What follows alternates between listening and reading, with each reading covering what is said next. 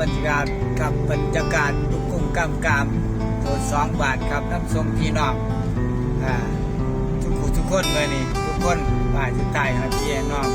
ทุกคนหอดเงี้ยนหอดจานกับคำจนเมื่อนะครับทีมงานเท่าครับน้ำส้มน้ำหอดคือเก่าครับ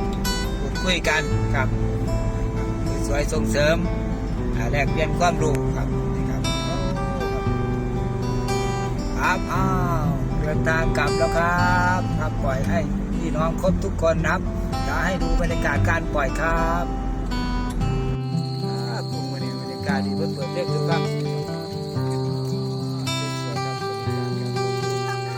น่าจะครับนี่หน้าเขาไปปล่อยหน้าแบบเลยครับเยอะเยอะมาก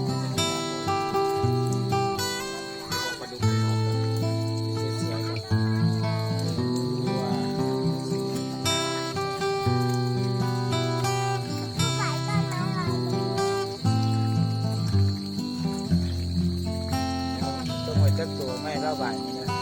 ให้น้อยๆ